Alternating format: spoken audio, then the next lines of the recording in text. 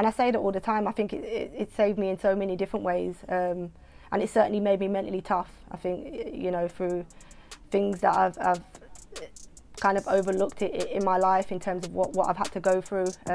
Football's been the one thing that's kept me strong.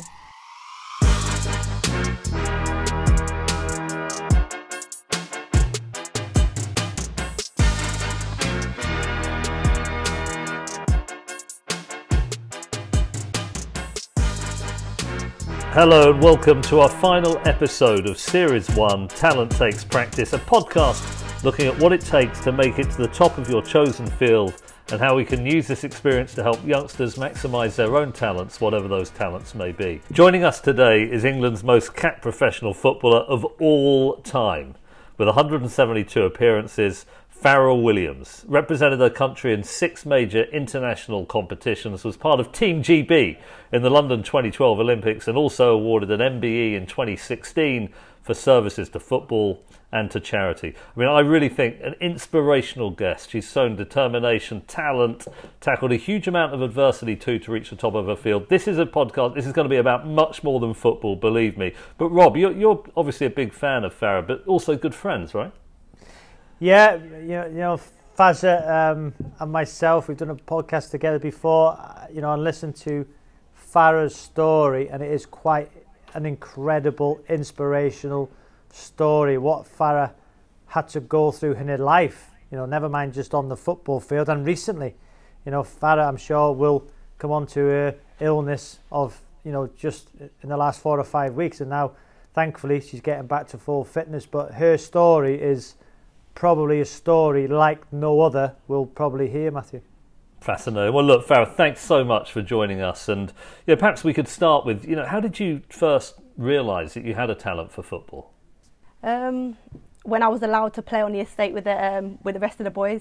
I think, you know, years ago, I grew up on an estate in Battersea, and pretty much the whole estate was boys that played in the cage, and I was, you know, the only girl in there with them. So, you know, I believed that if I wasn't good enough to be in that cage with them, then I certainly would have been chucked out. So I think, you know, it was from very young that I realised, you know, that I could mix it amongst some of the lads. How old? I mean, look, two things. How old were you at the time, and also, what was it like? Because I'm guessing that some of the boys will have found it difficult to have had a girl in the cage playing football with them, and perhaps even occasionally, or more than occasionally, outdoing them.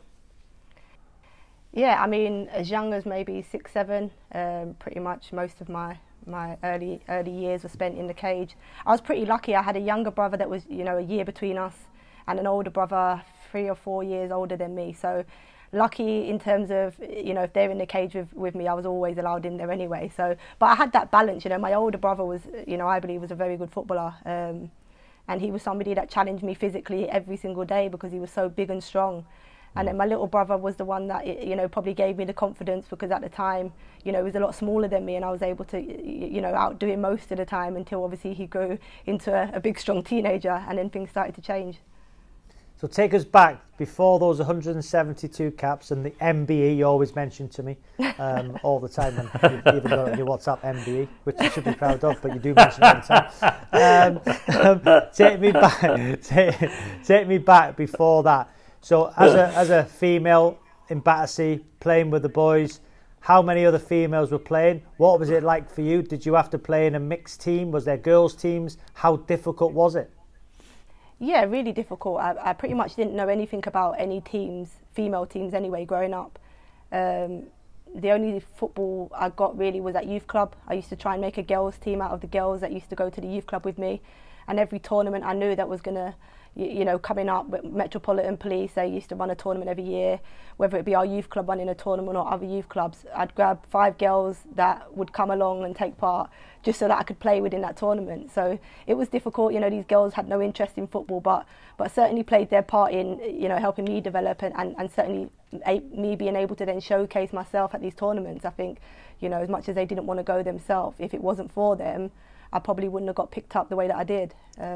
So yeah, it was difficult. I didn't play in the team until I was 11, and even when I was 11, I was playing in the team that was under 14, so I was playing under another name for a whole year. So that was quite fun, having different names every single week.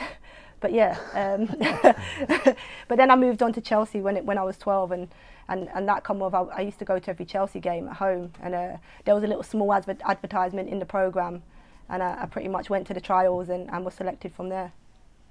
Which is remarkable. But the thing that obviously struck me reading about your incredible backstory is this statistic: 6 years you were homeless whilst playing elite sport, representing your country at the Euros 2005. At that point, you were living in a hostel.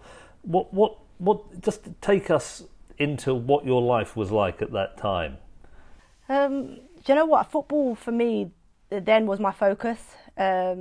I mean, I mentioned loads of times before, you know, the difficulty is I love the game so much that I pretty much dedicated every bit of me to it, and that means working, you know, side jobs to get some money so that I can pay to play, which is what, you know, as females we had to do back in the day. And yeah, so football for me, you know, through my upbringing, when times were hard at home when we was younger, it used to be my out. It used to be somewhere where I could go and literally close off everything that was going on around me. So it was a, you know, a great escape for me, and something that served me really well in terms of switching off.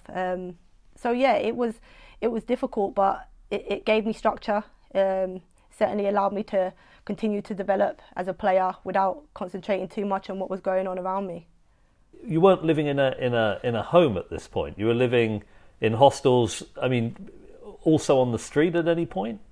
Yeah, I spent a night on the street, and that was, yeah. And then I ended up the following day going to King's Cross, and basically a homeless unit where they kind of put you into hostels from there.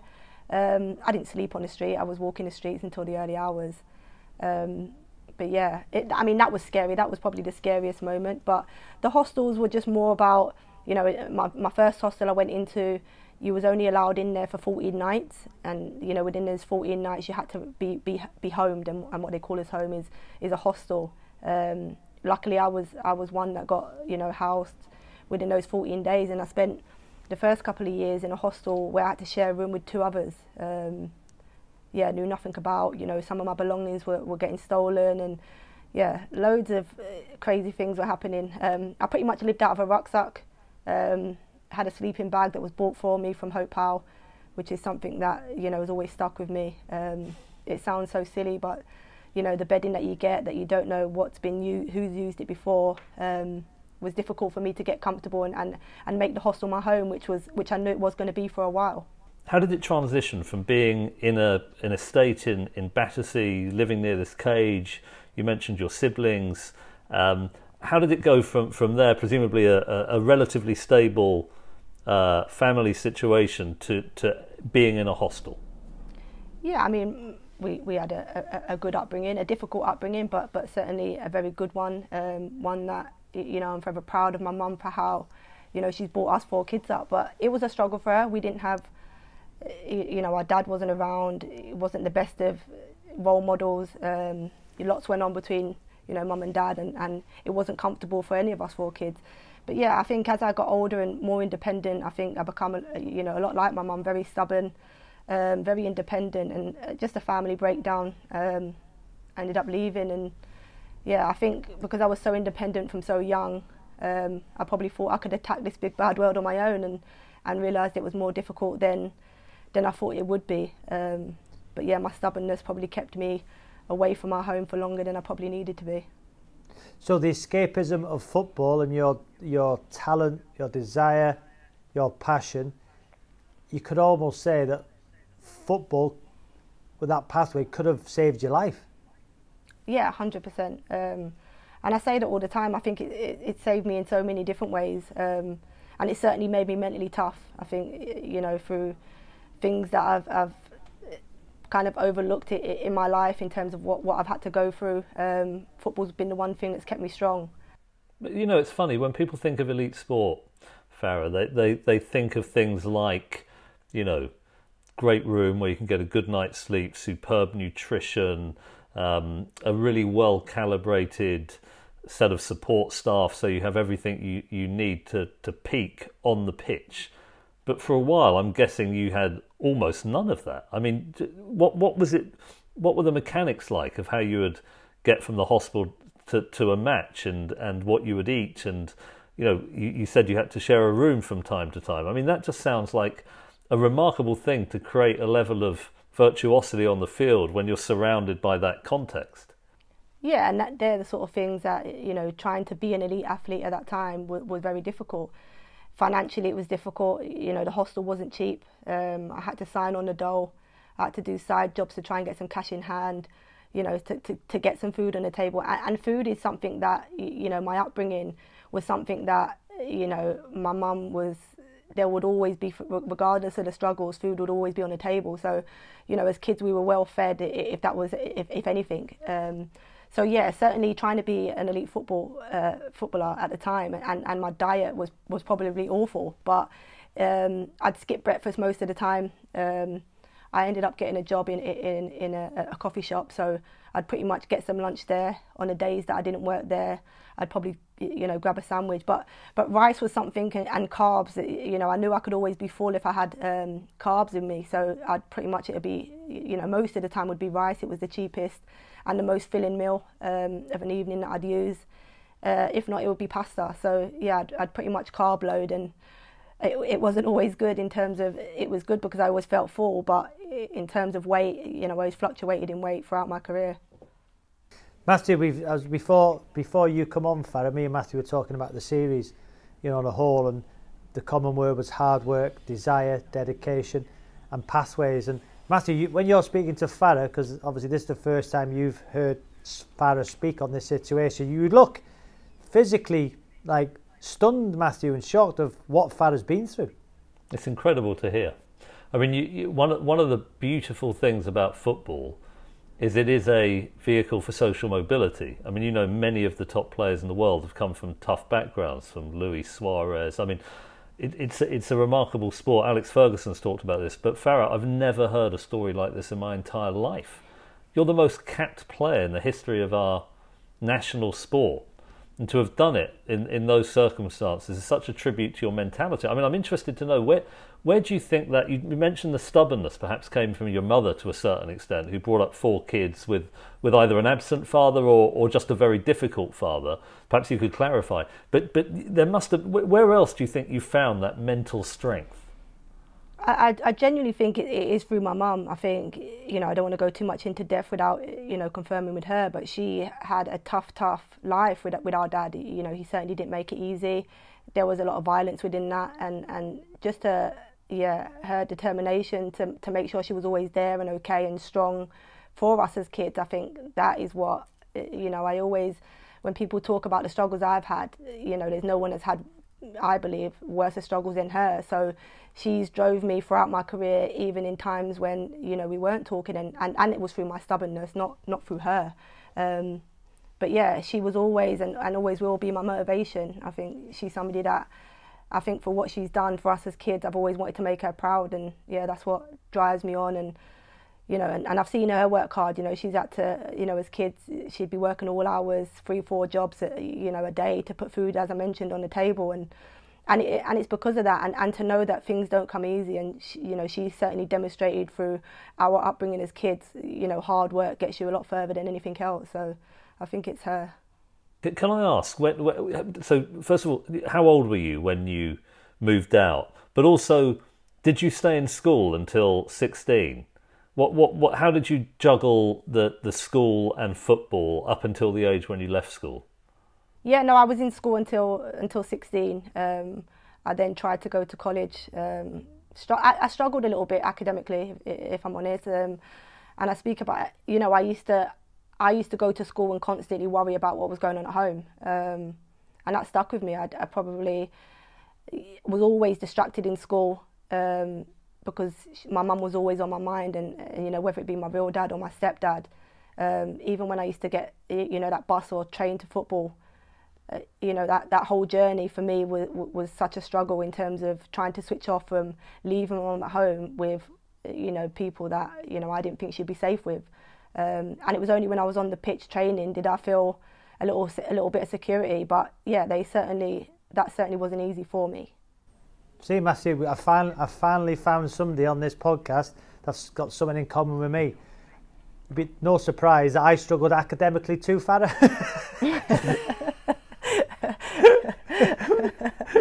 Matthew didn't. Did you, Matthew? It served you well. You've done well. Not as well as you, mate. That's brilliant. But Matthew, you look at Mitch. Fara is like, I can see your reactions to Fara's story, Matthew, from you. You can't comprehend it, can you? Well, I didn't know anything like it because you're friends with her. You're intimate with her journey and her story, and of course, I don't have that knowledge that you have. So, it's really interesting. I mean, one thing that strikes me, Rob, is almost all of us need someone to confide in, someone who can mentor us when we're going through difficult periods. Farah, I know that you were away from your home for that long period of time, but was there anybody you could turn to? I've looked from a couple of the interviews that I've read about you that Hope Powell was a key influence. Is there anyone else that you would mention as being critically important in that period? Yeah, I think Hope was really important. I mean, she was my national team coach at the time. She was, the one that took me to King's Cross to get myself put into a hostel. So she was the one that was like, look, you have to sort yourself out. So she was the one her and her partner, Michelle, literally, whether it be daily, they'd check in on me. I then signed for Everton, and when I'd get the train up on a Friday night, they'd be like a parent in terms of, you make sure you text me when you arrive, and yeah, they constantly checked in on me. My best mate lived local to my hostel, so when the hostel was good, I could get a shower. It wasn't the cleanest, it wasn't the nicest. I'd get it, and my best mate that I played with at Chelsea when I was very young, lived local, and I got back in contact with her because we'd been out of contact for a little bit. And yeah, pretty much, if I needed a hot meal at times, or if I needed a bath, I'd go around to theirs if they were in. Her mum and dad, so my mate Lauren and her mum and dad, Lynn and Mick, they were really supportive throughout.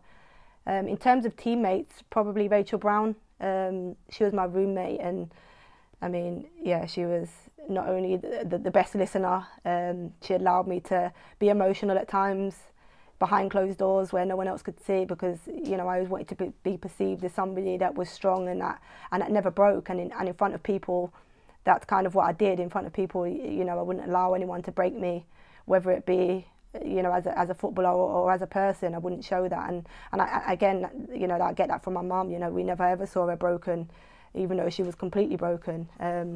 So I'd say Rachel Brown, and gave me good advice and really supported me throughout my time with her at England.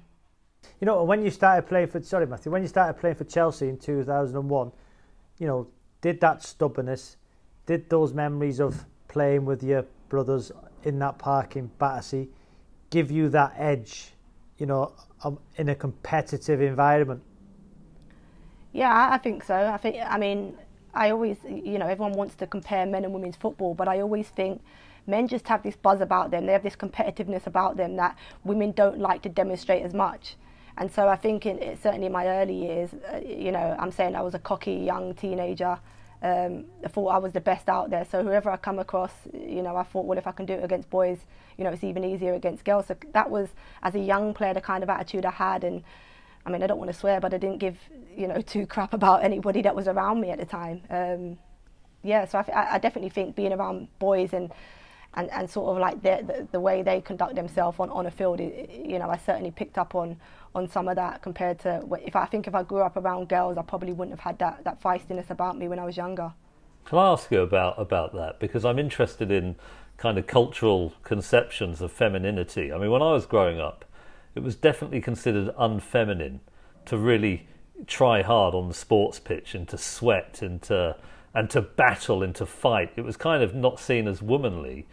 Do you think that is changing now? I mean, when you look at the popularity of women's football in this country and the kind of resurgence of a different conception of what it is to be a woman, do you think that's changed, or do you think there is still a problem with the idea that men can fight and it's macho to fight, but women who fight hard, it's somehow they're showing something that is unfeminine? I mean, I definitely think it's changing. As I said, as a kid, yeah, it was something that wasn't normal, for females to sweat and fight, and, for me as a young female growing up, wasn't normal, wasn't accepted. And as I say, I was lucky that I had two brothers and probably didn't get so much of the name calling. I was accepted, but I know, you know, a lot of females and young girls, even now growing up, probably get that. It still goes on, but in terms of it changing, I definitely think it's changing. I think, you know, if you look at how many female PTs there are now that are demonstrating actually being physical and strong, you know, also can look good on females. I think it's definitely more accepted. I think, you know, people are male and female attracted to it, which I don't think they were so many years ago. It wasn't normal for females to be or look physically better than men. But I feel like, I certainly feel like that's changing now. Joe, it's interesting. We interviewed Judy Murray on this podcast, and she talked about the change in her life. You know, when she was a mother and encouraging her son to play well at Wimbledon and pumping her fist and giving advice, and she said that people would write hate mail. You know, there'd be headlines saying, you know, this nasty mother. They wanted her to be demure like Tim Henman's mum. Now, people admire it. And isn't that a wonderful thing, that sport has been one of the things that has kind of catalysed change in that way? Yeah, definitely. I mean, and for her to stick with it and believe in what she was doing for her son is, you know, as you say, it would have been difficult for her to do that every single week and encourage that. But the fact that she continues to do it and probably through that has made change with that. I mean, the amount of mums now that you see that are more aggressive in supporting their kids, whether they be male or female, in any sort of sport or in any sort of walk of life is so much better to see. You know, it used to be the dad that used to be the driving force behind kids and them being competitive or them doing well. And, you know, equally, I think, you know, now you see that from both mum and dad, even grandparents. You know, it's seen as normal or more normal now. Do you know what as well, Farah? You know, I wanted to be a centre forward. I wanted the one to score the goals as a kid. You know, everybody in my school wanted to be the number 9 to get all the glory. But I found out I was a midfield player relatively later in my career because of my energy, because of my tenacity. And I didn't really start playing in midfield till I was 21, 22.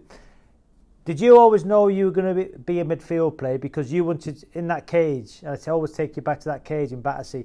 You were in the heart of it. You had to fight. You were stubborn. Did you always see yourself as that combative midfield player? Technically, what were you like? You know, was your competitive nature better than your technical ability? And what pathway did you choose, or did it choose you? No, so I think I was more. I mean, you had to be feisty because obviously, as I say, you're playing against. I mean, you'd be in a cage. You can imagine up to 30 people at times, and you know, back then it was about, you know, you couldn't even find a pass. So in terms of, if I'm thinking about trying to find passes, it was more about being able to protect it, being able to beat players. You know what, I started, when I played in school, because I played it, they didn't have a girls team, so it was a boys team. I was only allowed to play in goal. Absolutely hated getting dirty, but because I wanted to play, I'd go in goal and I'd play, and I was allowed to do that. I ended up, in my first team, they thought I was more like a striker, and I think that was just because, you know, I'd score from range and I could score goals. And I think, as you say, that comes from the cage. You know, any opportunity to shoot, you'd get your shot away. So I think in my first year, you know, they pretty much played me as a striker. And then I got into you know, the county team, and the coach there, you know, because he thought that I understood the game, even though I was 12 or 13. He played me as a sweeper. I mean, he must have been watching Hoddle or so. I don't know who he was watching, but like, I don't know where he got this role from.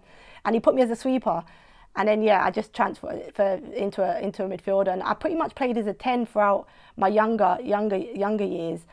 But I think because the game weren't as advanced, then I really enjoyed learning the game. I think my understanding of football was probably, at the time of my development as a young player, was probably a little bit better than some of the players around me. And so because of that, they put me as that holding midfielder to try and dictate the game and find passes and kind of, as I say, be that playmaker from deeper areas. And it's only in the last 4 years since I've joined Reading have they put me back up into the 10. So I think, I wish I'd stayed in a 10 for longer as a younger player, because I actually, you know, enjoy playing higher up the pitch.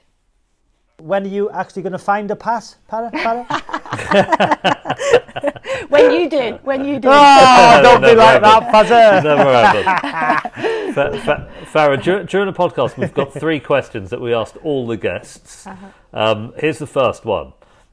What was the weakest part of your skill set and the one you had to work the hardest on to improve? Do you know what, as competitive as I hate defending. I hate it. I'm one of them that likes to read the game and intercept. So I'd say probably, yeah, physically 1v1 defending. I still hate it today. I'm more of somebody, as I mentioned, that reads it and tries to nick a yard. But as a good reader of the game, do you think that you want to go into management? Because a lot of people who are successful in management have got a very good perceptual awareness as players. Do you think that might be a stepping stone for you? Yeah, I mean, I coach now. I've always wanted to coach. I think, from a very young age, I've always wanted to be a coach.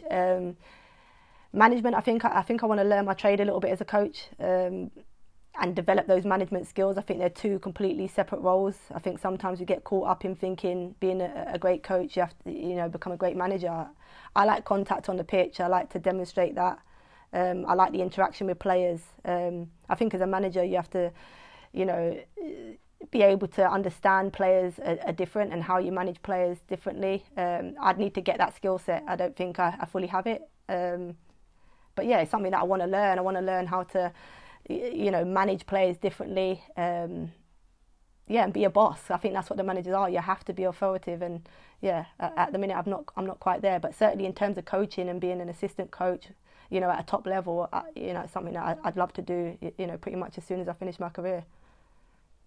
I love that answer, Robbie, because I think in a lot of walks of life, people assume because they can do something as a performer, they're going to be brilliant at managing or teaching. And as you say, they're completely different. In fact, often if somebody's very, very good at something, they're less good at explaining how they do it to somebody who isn't as good as they are, because they can almost do it without thinking. It becomes second nature. It was like you at table tennis, exceptional at table tennis, but your speeches are hopeless. Farah, I was with Brendan. We done the Brendan Rodgers on this podcast, and I was talking to him about me as a grassroots coach and me as a director of football, and he said to me, one thing you need is a philosophy, wasn't it, Matthew? What is your philosophy, either as a manager or as a coach? And he said, when you see a Brendan Rodgers team, I would like to think that people will know what my philosophy is. If you are a coach or a manager, what would your philosophy be? I've been trying to do this for ages, and every time you do a coaching course, that's one of the things that they always, put. And mine is, I want to be able to create a winning team, and what that looks like will determine on the opposition. So I've always said, to win games and to be an adaptable, hard-working team, because I think, you can have a certain way of playing, and I don't know, the men's side, when I watch it, is, when you look at a Pep team, throughout his career, he's pretty much had a style that he's stuck to, and it's worked pretty much wherever he's been. But yeah, how I see it in teams that I've been in, we've always had to be adaptable to be successful. And if it means, for me, I look at teams like Arsenal now, for example, in the Premier League, and they play out so much and they're so uncomfortable in doing it. So for me, if that isn't available, for me, you have to play the long ball game, and you have to play percentage football. And yeah, so for me, I mean, at the minute, I'm trying to define my philosophy, but it certainly will be to develop a winning team, and within that, they're certainly going to be adaptable and hard-working and defensively structured. Let me ask you the second set question, Farah, which is, what is the one thing you haven't got any talent in but wish you had? Oh, Passing. A lot of things. Stop talking about my strengths like that. Do you know what? Singing or dancing, I'm awful.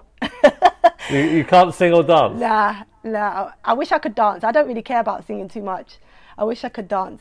On a night out, it's just a drink in the hand and a two-step, but yeah. That's the most you'll get. I'd have thought you'd have rhythm. Maybe you should. Rob should be great on Strictly. You could see her improving through time. Would you, if they asked you, would you do it? Strictly, maybe dancing on ice, because you can get away with not having to move so much. not Strictly. What would you, Farah, if you had to pick out your greatest achievement on and off the pitch, what would you pick? What would be the highlight of your career so far? You know what? When I get asked this, representing England has to be the ultimate. I mean, it was something that as a kid I probably never ever dreamed of, because there was no visibility in women's football back then to know that there was a national team that potentially I could be a part of. But probably if I look at my career, staying at the top for as long as I have, still at 37, playing in the top league, not having to lower the leagues because, you know, my quality or standard dropped off. It's probably, I think I've been in it for over 20 years now, so to stay at the top for that long, yeah, I'd probably say it's my biggest achievement in football. You know, Fara, also, you know, I used to watch women's football. I go back to Doncaster Bells. It used to be on Channel 4, and we now see how the WSL, you know, the England national team, how women's football has evolved. You know, how have you seen the changes? Has it become more professional? The awareness, you know, the coverage. How has it evolved? Because it's in such a brilliant place now, isn't it? Oh yeah, it's in. You know, it's certainly changed over the years, and it's in an unbelievable place now. And you know, certainly, I think for the media attention, I think Phil Neville done a fantastic job in drawing that attention. I think previous coaches done well in developing the players, and especially the England team. I think that they're a team now that, you know, potentially can go on in the next few years to win a tournament. But you know what's so gutting about it is that I was able to play in both generations of players that, you know, had to go and work and play, and the talent back then. You know, I always think about the players that I played with and looked up to back then, and players I had around me, and you know, they were fantastic people, and they were so dedicated to the sport along with having to work.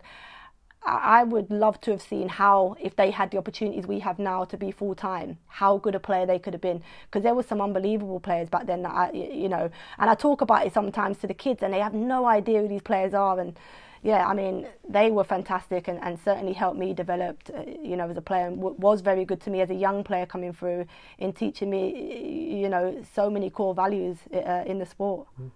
And we've seen recently the Chelsea manager, Emma Hayes, who, you know, I watch her side play football, fantastic manager.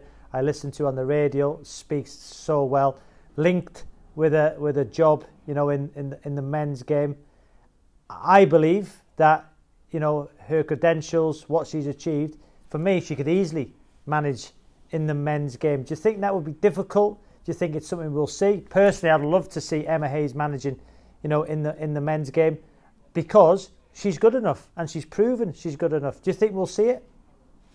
I think we will, and I think potentially she could be the one that leads that. I think it has to be appealing to her. I think, you know, she has, as you mentioned, what she's done and how she's turned this Chelsea women's team and how she's grown them over the years. And, you know, I'm the same. I listen to her on Sky when she does the debate show, and I listen to her on radio, and she's unbelievable. She's a fantastic coach, a manager. You know, management skills is, you know, to pick, you know, she has the best players in the world at Chelsea, and that's the difference between being a good coach and a manager, being able to manage those players. And you know what it's like when you're around so many top players. How do you keep them all on board with everyone wanting to play? So she certainly has it, and you know, she's certainly somebody that is thick-skinned, is tough enough to go into the men's game and be criticised, you know, because that will come with it. And I think she's certainly somebody that could go in and do that. But yeah, to the job that she was offered, I mean, there's no disrespect to that, but you know, she deserves better than that, I think, for what she's done. You know, I think she even mentioned it herself. Why wasn't Frank Lampard offered the job? You know, he'd just been sacked from Chelsea. Why her? Because she's a female, and is it, you know, she's somebody that really wants to drive our game forward and open up doorways and pathways for other women and girls coming through. And yeah, it would have to be right for her to do it, and not just a, you know, a media kind of attention, or you know, to try and change it. I think, you know, it has to be the right move and something that she believes she can go in and change and do well in. Sorry, Matthew, I've just got to pick Fara up on something there that you said, Fara, that I'd know what it's like being around top players. Well, I don't. He's such a... No, you wouldn't know. I was going to say I should have come back. No, you wouldn't know, would you? You only chase them around the pitch, don't you? I forgot. Let me ask you the third question of the set questions, Fara. What's the best piece of advice anyone has ever given you, and who said it?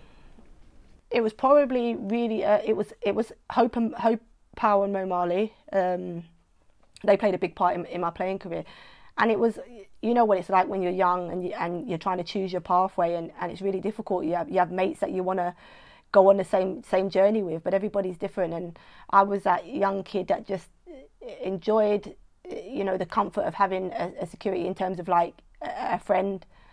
Sometimes home didn't always feel secure. So just having, my best mate there, I used to just want to do everything with them and follow their path. And her advice was that, and it's, she said at the end of your career, if you can count, on one hand, the people that were there from the start of your journey to the end, you've done really well. And as a young player, I didn't really understand what that meant. But as I started to develop and was getting picked for the national team and started to get some success, your circle got smaller and smaller and smaller. So it probably was the best advice in terms of understanding that, sometimes you have to go alone on these journeys, and, people that really want you to do well, they'll still be there with you.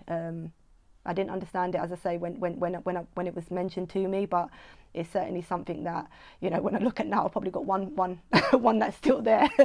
No, I have got a handful, but they were right in what they said.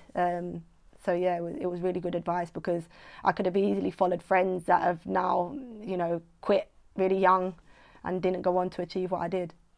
And what's one piece of advice, Farah, you would give personally now to a young girl starting their journey, as a professional footballer? Just what I've loved the game, so I think that's been why I've been so motivated. I just love football, so I think you've got to enjoy it. But I've always wanted to learn, and I don't know whether that's the coaching side in me that I've wanted to learn, or I've always wanted to develop. And even now at 37, I go in every day and try and learn something new. So I think those two for me come in hand. If you're enjoying it, you're going to want to learn and push and get more out of it. So they're the two things that I've always focused on in my career. And when I fall out of love with the game is when I retire.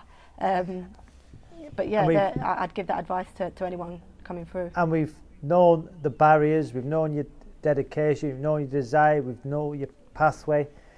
And you say you're 37 now, and I seen recently on Instagram you posted about your kidney diagnosis and the illness you've now thankfully overcoming. Another terrible situation in your wonderful career, another barrier has been put in front of you. Just tell us a little bit about what happened. I think it was back in May, so I was just basically coming to the end of my rehab for a hip operation that I had. I think we spoke about it before when I was going through it. We had a podcast, but yeah. I was recovering from a hip. I just noticed swelling in different areas within the body, kind of that stubbornness about me. I was just ignoring them, was putting it out. Maybe it's the weather, the allergies or whatever. And it wasn't until my stomach really swelled that I panicked, because I was struggling to breathe. Took myself to A&E, and yeah, they pretty much through I did chest X-rays, bloods and urine, and pretty much said I'd had Nephrotic Syndrome, which is a kidney condition, basically leaking all your protein, which is supposed to hold on to into your body. So I had a lot of fluid in the tissues of my body. And a kidney biopsy confirmed it. I had a kidney biopsy, a couple of days later, which confirmed that I'd had this nephrotic syndrome, and put on really high dose steroids, which literally changed my whole image, and I really struggled with that mentally. Where is that now? Is it something that has now moved from acute to a chronic thing? Is it something you'll get regular checkups? How is it now? Yeah, so I'm in remission now, and I'm now off the medication. Pretty much with this condition, you can relapse at any point. It's something that I'll live with from now. Normally young kids get diagnosed with it. You normally get diagnosed, so somebody of my age, and certainly, my consultant was saying it's very rare that somebody of my age, and certainly, being sporty with a sporty background, they'd never dealt with anybody, with that. But yeah, it was, I felt so ill at the time that them telling me I was going on steroids, I probably didn't think too much about it. I'm somebody that never takes medication, paracetamol, I don't go near them. I took this medication, and I didn't realise all the side effects that come with taking steroids, and I've just felt horrible for near 6 months now. I'm so glad you're coming out the other side. And Robbie, what you reflect? this has just been an extraordinary, incredible, most inspirational, privilege. One of the most inspirational friends, I'd like to say. I've had the pleasure to get to know the story.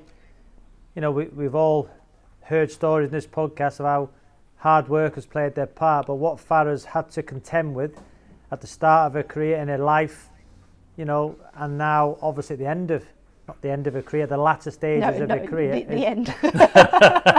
I'll rephrase that, mate. At the latter stages of her career is quite remarkable. You know, what a truly inspirational player, and as you said, the most capped England international of all time is quite remarkable. And as she's mentioned loads of times, an MBE. Would you describe Robbie as a friend as well, Fara? Yeah, most definitely. And you know what? I actually think he brings the best out of me. I mean, the time he's given me since I've got to know him through our agency. Yeah, the time that he puts into me, I'm forever grateful for. I think he certainly brings it in terms of my personality. He's somebody that can get the very best out of that, and yeah, that's a compliment to him. Well, he still can't pass, though. He still can't pass. Yeah, that's definitely true. Fara, it's been a joy. Thank you. And I would second what you said. I'd hate to second it, but I second what you say about Rob. Can I just ask you quick before we go? I know we got 2 minutes. That podcast, Fara's story, what do you think? It's difficult to put into words, Rob, because, you know, you see people who reach a level of attainment who have had every possible advantage. They go to the best school. They live it. They grow up in a mansion. They have private tuition. They have mentoring. Every single thing that you can imagine that would confer a competitive advantage, they have it. You know, even some of our Olympians, you know, they're at state-of-the-art velodromes, and they have hundreds of, millions of pounds spent on new equipment and aerodynamics. To hear the story of somebody who has come from a position of no advantage, significant disadvantage, to describe it, forgive me, Fara, I hope I'm talking about while he's still here, but with the humility, with an insight and an integrity that just has completely blown me away. And in some ways, I feel bad that I wasn't more familiar. I mean, you say women's football has grown, but it still has more growing to do, if that makes sense. Your story should be one that is known by every single person up and down the country, particularly young girls like my daughter Evie, who just be inspired by your example and what you've achieved. And Robbie said to you, you're in the latter stages of your career. I have no doubt, with your eloquence and your ability to put into words what it takes to be the best you can be, and also the fact that you want to do your proper apprenticeship as you move from playing into assistant coaching, then into full management. I think you've got an incredibly golden future ahead of you. I'm thrilled you have a great relationship with Rob. So it's been fantastic, Fara, and we hugely appreciate you joining us today. If you ever want to have any ping pong, I used to be a #1 British table tennis player. I don't know if Jake told you, but if you ever need any ping pong coaching, I played in 2 Olympics. Rob hates mentioning this, but I was probably a better table tennis player than he ever was a footballer. But if you ever need any advice or coaching, welcome to Matthew Said podcast, talking about himself. Thank you so much, Fara, and thank you everyone for listening. This is the last episode of Series 1.